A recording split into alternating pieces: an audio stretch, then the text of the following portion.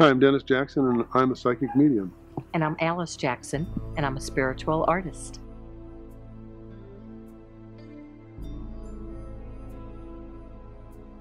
I'll let you go first, honey. Yours is more exciting. I'm a recovering divorce lawyer. Key on recovery. I practiced divorce law in Miami, Florida for many years, and when I lost my two closest friends to cancer, I started searching for other answers, and I knew there was something more to my life than just being a divorce lawyer. And I went to a medium to be able to contact my friends, and I just jumped into it, and that's how I met Dennis. And we met at a spiritual retreat in 1996. In 1992, I was a computer technician, wondering who the hell I am, who the heck I am. And I literally woke up January 1st, 1992. I woke up that morning and said to myself, there's got to be something more than this, because I was into things that were not good for me. And I had a wife, a family, I just didn't know who I was. And I went in search of who I am inside, because I had not been that for many years. And I discovered the ability to see things ahead. I mean, I knew I had it a long time ago, but I just didn't know what it was. And I also was I was a non-believer. I didn't believe in reincarnation. I didn't believe in psychic readings. I didn't believe in talking to dead people. No way. So that search took me to that point. And one day I was sitting and I saw a television show with a medium on it, and he was helping this couple who'd lost a daughter. And I just said to myself, kind of out loud, I said, that's what I want to do. I want to be able to help people heal from loss. I just know that's who I am. And I heard a voice right about here. It said, you will. And that was probably 2 years before I ever got to where I was actually doing readings. And then 2 years later, when I met Alice, and it's all history from then.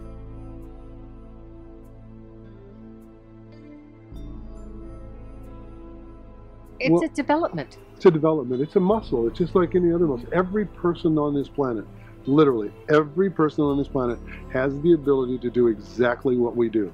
Even you. They just have to want to do it. They have to be okay and accept it. They have to know. That's it. They have to know that that's where they're going. It's like everyone has the ability to be psychic. Some do it better than others. Just as everyone has the ability to sing. Some do it better than others. Some do it in the shower. Some do it professionally. Only. Right. And it's exercise, it's practice, and it's a development of that skill. Yeah. Many lifetimes. We've discovered one in particular that I always joke about was in the Old West. I still owe her money. I came back to collect. No, it's. She was good though. Whoa. Okay. All right. Cut.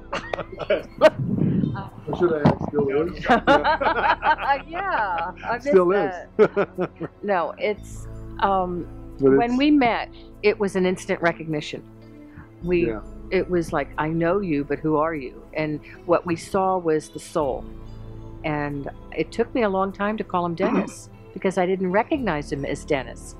And it was like I kept having to think and consciously say, okay, what's your name? And I fell into calling him Honey. And I never called anybody honey, ever.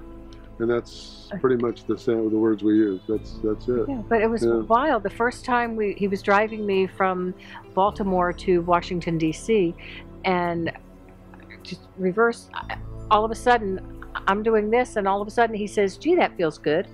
And I looked, how did my hand get there? And why am I doing that? We just met, within 5 days. Yeah. And it was just a comfort level. And when you meet your twin soul, you just know that that's the person for you. And that's what we call ourselves, the twin souls. And the twin soul is the nth degree of soulmates. It's a connection that it is indescribable. If you talk about the greatest love in your life, go 10 times that. And it might be close, probably not.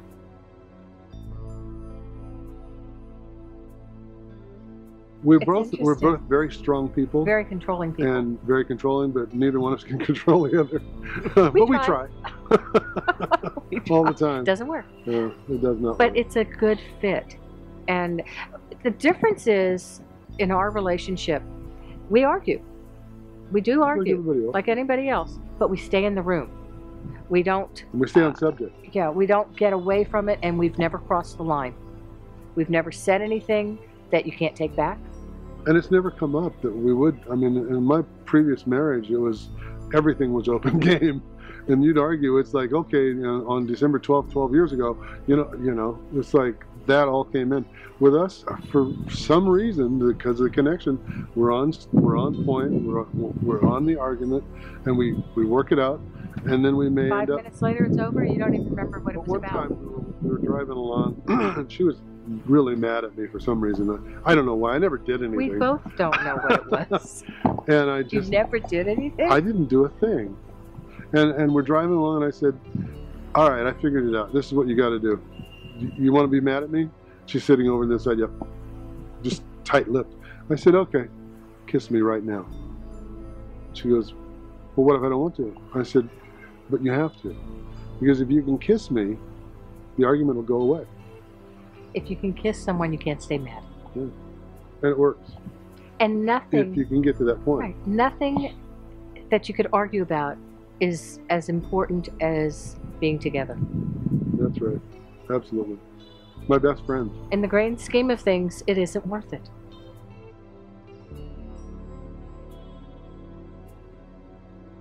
Oh, sure.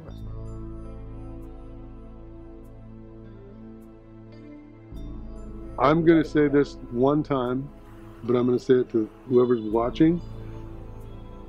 You're negative, you don't believe, I'll see you on the other side. It's easy as that. You cannot convince a person who's a skeptic that this exists, I feel Because- sorry for them. because that's who they are. The people that we help are ones that are open to receiving help, Mhm. who are open to that. So anybody that's a skeptic, I say thank you for being here. Thank you, because I wouldn't exist if you weren't here. Exactly. And you'll never change the skeptics. No. They will never believe until they get to the other side. The ones that do believe are the ones that are healed from the communication, which is what happened with me. When my best friend died, I was searching for communication. And when I found that she could communicate with me and I could communicate back, it was the grief doesn't, it's hard to say. When someone dies, you grieve for them. You grieve for the loss. You grieve for the human contact and the friendship or the love, whoever it is. But when you know you can communicate and you know you'll see them again, the hurt dissipates, the grief dissipates, and you're able to move through it. The healing. It's a tremendous healing. There's a time that Alice and I, after about, I guess, 2 to 3 years of being together, we were doing readings and going traveling all over. And I'm sitting one day, and she says, you know, I believe. And I said, yeah, I know you do. And she says, but I need something. I need a confirmation. And I said, okay, I'll give it a try. She says, can you tell me my best friend's pledge name from sorority? From high school. High school sorority. And I said, well, okay, but geez, how many words is it? She goes, it's 3. I said, okay. I said, I got nothing for you. I got nothing. And it was about about 6 months 6 later months or so, she was getting ready to go to work. I was getting ready to go to work, and I said, I don't know what I said, something about what's Cheryl's pledge name, and She said, it's her birthday. How about that pledge name? I said, I got nothing. I'm sitting on the bed. I just laid back. I fell backwards on the bed. And I said, okay, Froggy, show me your face. And it came out of my mouth. And I know that Cheryl was there throwing those words out of my mouth. And Alice was walking across the room. She stopped dead in her tracks, turned around and said, what'd you say? And I said, frog is the word, isn't it? She goes, that's one of them. What are the other 2? I said, I got nothing for you. I'm done. so, every 3 years year, later. we'd been best friends since we were 10 years old. And every year on her birthday, I always asked for a sign. And so we were in San Francisco, on what would have been Cheryl's 49th birthday. And I said, today's Cheryl's birthday. I'd like her pledge name. What, I'd love to have a message. So I'm sitting there, I take a big gulp. Okay, Cheryl, now's the time. If you're going to do it, you better do it now. And all I heard was aloe, and I started mouthing a word, aloe, aloe, aloe. What is aloe? Aloysius. And I'm sitting there and I'm going, okay. I said, And what's that the was- third word? And I said, I don't know what the third word is, but she's just laughing. She's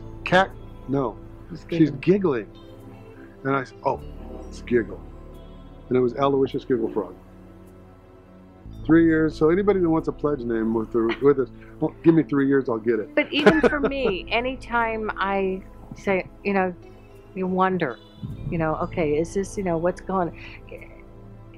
what's happening? Why aren't they coming through with more profound messages? People will say, how come they just come through and say hi?